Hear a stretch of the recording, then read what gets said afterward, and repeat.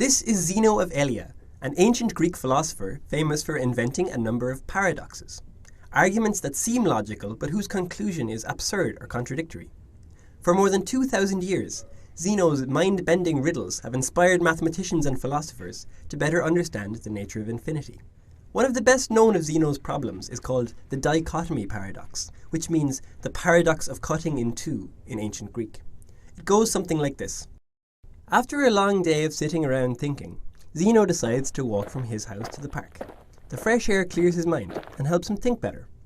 In order to get to the park, he first has to get halfway to the park. This portion of his journey takes some finite amount of time. Once he gets to the halfway point, he needs to walk half the remaining distance. Again, this takes a finite amount of time. Once he gets there, he still needs to walk half the distance that's left, which takes another finite amount of time. This happens again and again and again. You can see that we can keep going like this forever, dividing whatever distance is left into smaller and smaller pieces, each of which takes some finite time to traverse. So, how long does it take Zeno to get to the park? Well, to find out, we need to add the times of each of the pieces of the journey. The problem is, there are infinitely many of these finite-sized pieces. So, shouldn't the total time be infinity? This argument, by the way, is completely general. It says that travelling from any location to any other location should take an infinite amount of time. In other words, it says that all motion is impossible. This conclusion is clearly absurd, but where's the flaw in the logic? To resolve the paradox, it helps to turn the story into a math problem. Let's suppose that Zeno's house is 1 mile from the park, and that Zeno walks at 1 mile per hour. Common sense tells us that the time for the journey should be 1 hour. But let's look at things from Zeno's point of view and divide up the journey into pieces. The first half of the journey takes half an hour. The next part takes 1/4 of an hour.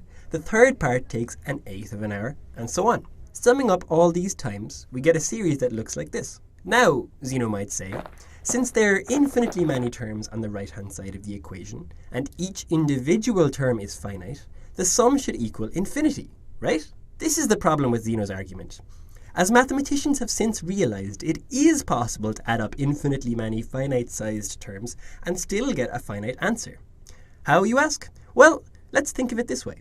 Let's start with a square that has area 1 unit.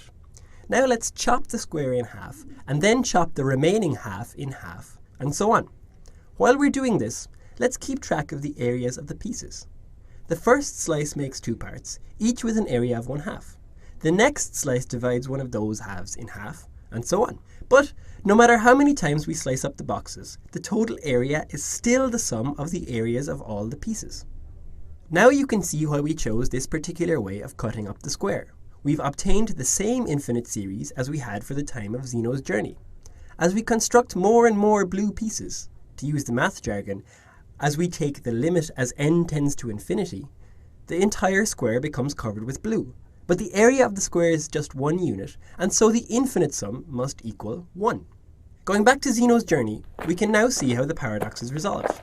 Not only does the infinite series sum to a finite answer, but that finite answer is the same one that common sense tells us is true.